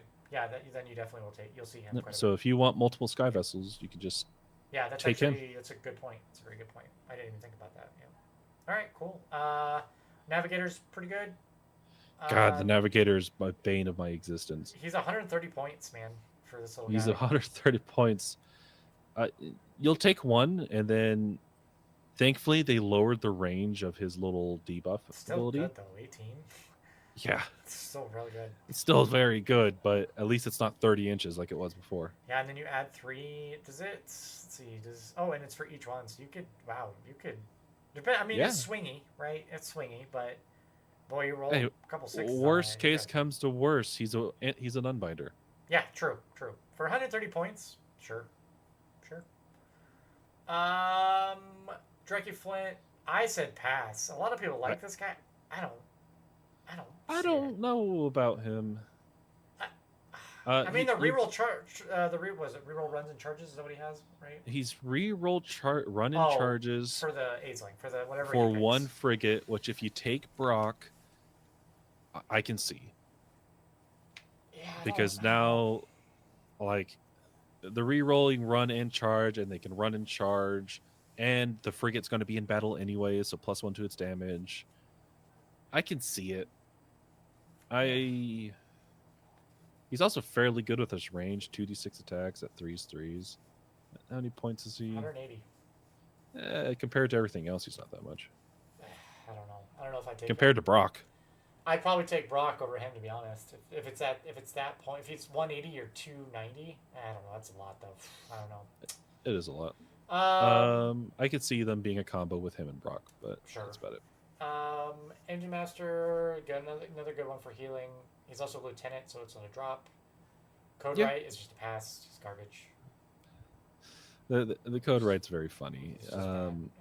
They had a chance to make him good in this, and they still didn't. So. Yeah. Chemist is fine. He's okay. He's swingy ability, but it's fine. Hey, a 3-up to add 1 to Rend is pretty good. It is pretty good, and he's only 110 points, so it's still pretty good. It is swingy, right? Yeah. Trust me. Ask me how I know on those 3-ups. You never getting your 3-ups. All right, so then Warscrolls. Yeah, Arknaut Company. Like, they're okay. Here's your points. Yeah, here's your chaff, and here's your like. They're okay. It's not that bad for 110 points. Yeah, they're on a objective. They get +1 to hit rolls. Yep, they're your objective takers. And that's what they are. They get hit rolls for both combat and shooting. Yeah, so, like. Sure. It's not bad at all. Sure. I mean, obviously, let's just get this over with now. Engine Riggers and Skywardens. They are. See them everywhere. If you're not going to be playing a Thunderer list, you're going to be playing these guys. Yeah. Then they are fast. Yeah, they're fast. They hit like a truck in combat. I mean, the biggest problem you're going to have with these guys is anything that hits back, right? So if you hit a quote unquote porcupine unit that has first strike or something like that, these are bad. Yep. And this is this is their weakness of they do so much damage, they just can't take a hit. Yeah, they will die instantly afterwards. Which, like, Skywardens, they do a lot of damage. They cannot take it. 150 points though. It's pretty good. Yeah. It's pretty good for Skywardens. Like, that's pretty spicy. You take Brock with them, like, those Skywardens are going to kill a lot. Yeah. Thunderers are fine. I think reinforced, they're kind of like in that straight medium. They're tanky and they're also do some damage. Like, I think these guys are great. I think everyone's going to take them. Yeah. They're so cheap. Yeah. I mean, they're 2 wounds still, right? Yeah, 2 wounds at a 3-up save. Yeah, it's pretty good. So and they're not slouch in shooting combats. They're still okay. They're still not fine. at all. So they have a lot of attacks. Their range is 18, which is great. So 2 fumigators. So you can get. Wait a minute. Can you get 4 fumigators reinforced? Yeah. So that's 20 attacks, 3s, 4s, 1 rend, 2 rend if it's infantry, 1 damage. It's like actually not bad. they're really good. I kind of expect these guys to go up in points, to be quite honest. Okay, all right. Especially you compare them to like Sky Wardens. Like, well, Sky Wardens are just good, but I mean, yeah. they'll, if they don't move, they get shoot in combat. Like, Yeah, they're fine. They're good. They're all right. 3-up save is pretty good. 2 wounds each. It's gonna be a nightmare to get through them. they're the tankiest thing in your army. Yeah. Ironclad. Hit me. These beautiful guys. You pretty much one. You have to either take this or a frigate to like make a list in this army. Correct. Like, it's a mandatory, but it's 20 wounds at a 3-up save with a lot of ways to be able to heal them. A lot of healing. Yep. You go ahead, you use this guy, because of the way that it's worded. You can just put so many units around him. It's like what, like 32 or something like that. 22. 22, but I think you can go ahead and add 10 to that. Yeah, you can get him to 32. 32 models. Yeah, which is 2 heroes and then 30 thunderers. That's pretty gross. And then, oh, did you get closer to me? All right, I'm just going to move everyone back. Yeah. And then I'm going to cover fire, or I'm going to do something, because the redeploy for the thunderers isn't a run or charge or anything like that, so they can go ahead and cover fire. Yeah, because they're just moving with the. Man, that's really good. That's really good. That they can move and then cover fire afterwards. That's so good. Crazy, yeah. Man, that is crazy because it's not a run. They're just moving with the transport. And that's why you can't countercharge with it, but you don't want to countercharge in the first place. Right, that's true. Yeah. Yeah, that's pretty crazy. Okay, and then it also has the ability to also unbind as well, which is interesting. Oh, does it have an unbind? Yeah. So in the deployment phase, you can either pick +2 to movement. Oh, okay, yeah. The 10 extra or an unbind, which is kind of cool. You're probably going to choose the +2 movement, unless you're going with the like 30 Thunderer build. Then you're going to choose the +10. I mean, I do. I think I do have 30 Thunderers. I think. Yeah. I think. I think you're going to choose the other ones before you do the unbind. Sure. Okay. Fair. All right. Last one. Oh, I didn't put what your favorite unit was. What was it, Cameron? Oh, sorry. Oh, I think it was Sky Wardens. Okay, I'm gonna change that right now. The Gun Hauler, man. The Gun Hauler. Oh, yep. It makes those. It's what makes those Sky Wardens and those Engine Riggers good. It is so nasty. Yeah, but it's 200 points is my problem with it. Oh, sorry. I was thinking of the frigate. No. Gun Hauler. Gun Hauler is what I'm disappointed in because it's just too expensive, I think. Yeah. They're good for like grabbing an objective because they're pretty quick. But man, 200 points. It's really 200 expensive. points for what? 4 attacks? Yeah, 5 attacks in the shoot. No. You had to choose one of those. Oh, that's right. That is right. You're right. You only get 4 attacks. And they're so swingy. Like you might get one of those off, maybe. And you're doing 3 damage. The entire reason for them is to get a 6-up ward. Yeah, I don't know. It's not worth it. No. Not worth it, man. I mean, again, they're your objective takers. I might take one. Oh man, 200 points though. Jeez, it's expensive. But you could just take Engine Riggers and they have the same movement. Yeah. Fair. And they probably will do more damage. Yeah, and they're better. Yeah. I mean, you're paying for the 3-up 10 wounds, I think, but 200. Yeah, you're paying for a 3-up 10 wounds, and like, that's what you're paying for. Yeah. He is tanky. It's just he doesn't do much besides being tanky. Yeah. All right. He could transport like. He can transport a hero. He could transport a pack of Thunderers. Great. I don't want a minimum size unit. I don't want an MSU of Thunders. Agreed. I want it reinforced. Agreed. All right, we're moving on. Frigate, assault boat. Probably should talk about good. that. Just really good. He's what makes Sky Wardens and Engine Riggers good. Yeah, he's what makes it work, right? He's the reason why you can transport and still do tons of damage. Yep. He turns the Engine Riggers and the Sky Wardens from like an A to an S. Correct. 100%. If you take a frigate, you're taking Sky Wardens or Engine Riggers. Correct. Those are kind of the two paths, I guess, at this point. Yep. All right. It's Ironclad and Thunderers, or Frigate and Frigates, Skywards and Edgeringers. Regiments of Renown. None of these really work.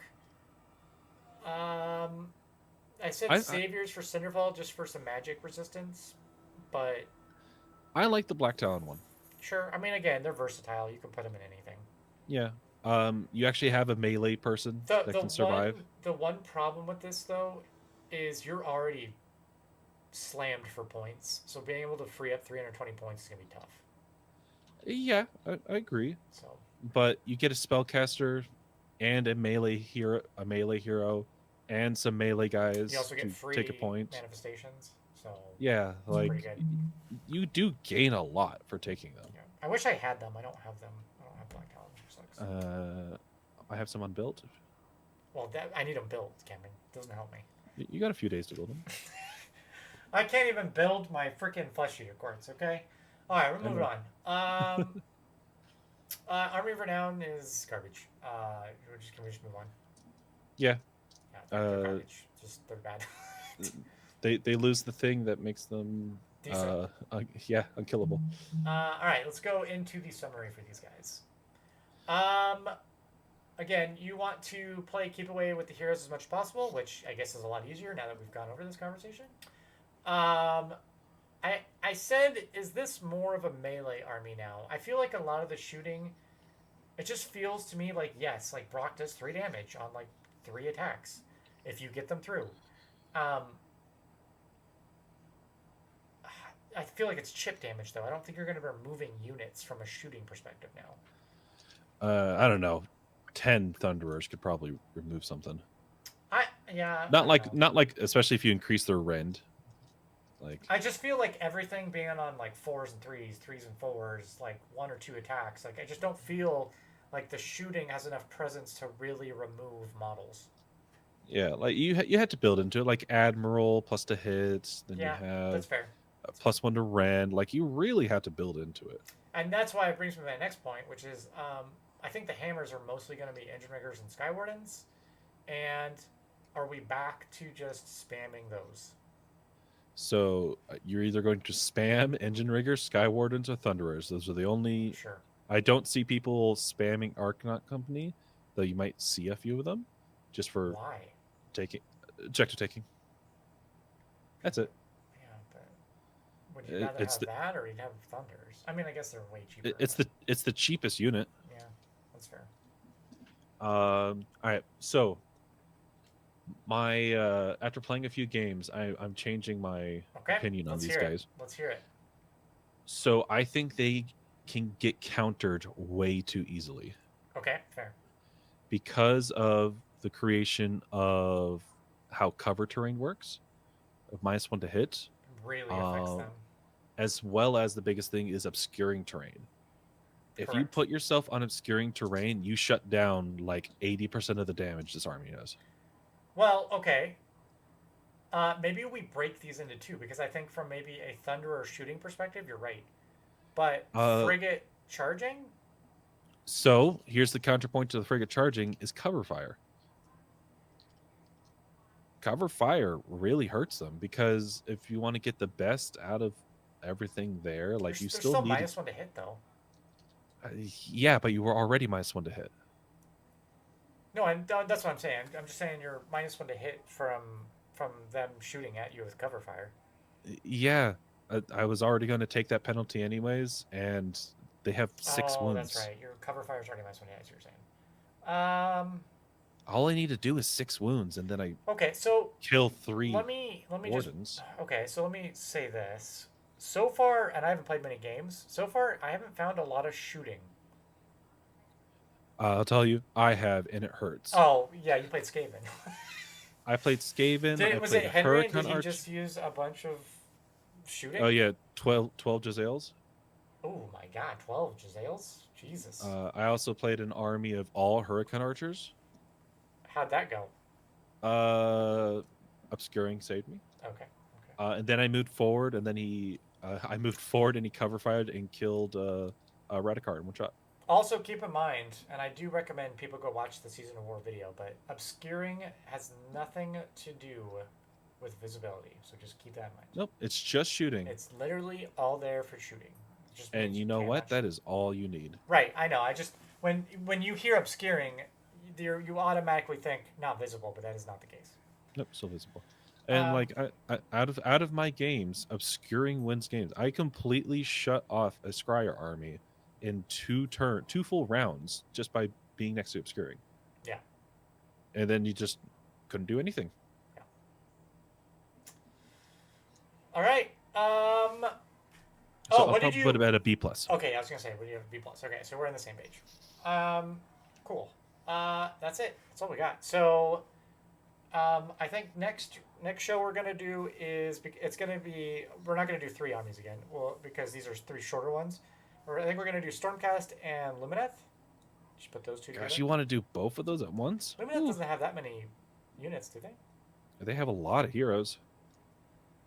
Would you rather do? I don't want to do a show on Stormcast. Yeah, that's fair. Would you rather? So out of the 4 that we have left in order, we have Seraphon, we have Sylvaneth, we have Lumineth, and we have Stormcast. Let's do Seraphon. Sorry, not Seraphon, Sylvaneth. Sylvaneth and Stormcast? Yeah. Okay. Sylvaneth is a fairly simple... they've got low. And is it a tree? Yeah. Yeah. All right, so that's next coming up. So we'll do Sylvaneth and Stormcast next. No, I lied. Let's do Lumineth and Seraphon next. Let's get those out of the way. So we'll do Lumineth and Seraphon next in our journey through these factions. Also keep in mind, we also will be going over the GHB as well. We haven't really gone over that quite in any detail. That's fair. Technically, it's not out. It's true. It's true. That show will be... it'll have all kinds of stuff. It'll have all the battle plans in it. We'll go over the manifestations. Yeah, there's a lot of stuff that we can go over. It's already done, so we just gotta film it. So yeah. So any other closing thoughts? I really like 4th edition. I'm currently playing ogres, and ogres like to eat people. Oh man, I heard ogres are a pain in the ass. Cannot wait to play that. They're just HP tanks. That's all they are. Yeah, 4-ups to hit suck, but no, and there will become a time when they change the mop hit, because it is extremely efficient, and it's super efficient. Its range is, so it has its weaknesses. I just don't think people understand that. You definitely need to focus that thing down, because that thing is... Can you get it back or no? Nope. Okay, so yeah, it's definitely... It's just 10 wounds at a 5-up save. But it does so much damage. Yes, it does. It's crazy. All right, anyway, we will talk to you guys next week. Have a good week, and we'll see you on the next one. Bye-bye. Bye.